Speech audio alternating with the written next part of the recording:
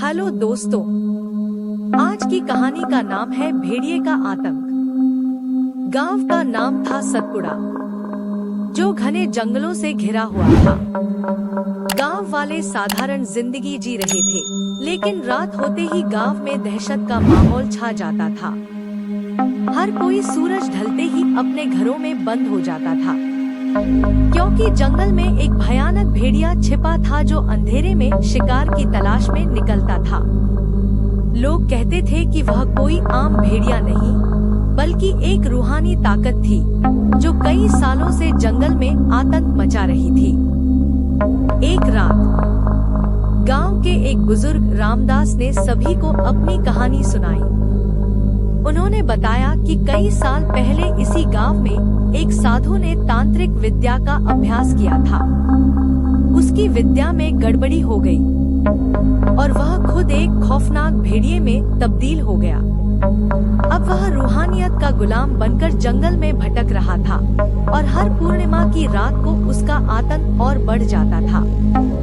यह सुनकर गांव के नौजवानों ने ठान लिया कि इस भेड़िए के आतंक से निजात पाने के लिए कुछ करना होगा।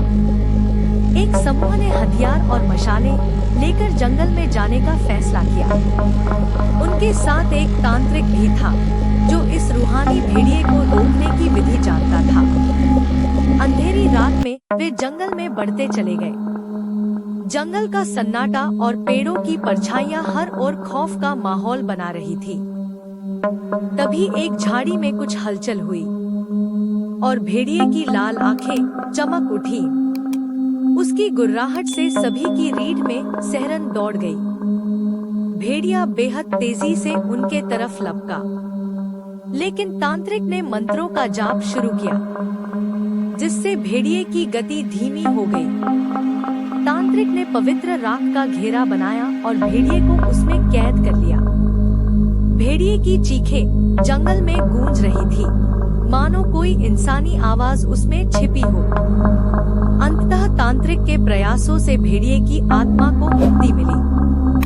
वह फिर कभी गांव में नहीं लौटा। गांव वालों ने राहत की सांस ली और आज भी पूर्णिमा की रात को उस तांत्रिक को याद कर उनकी पूजा करते हैं, ताकि वो रूहानी भेड़िया कभी लौट कर ना आए।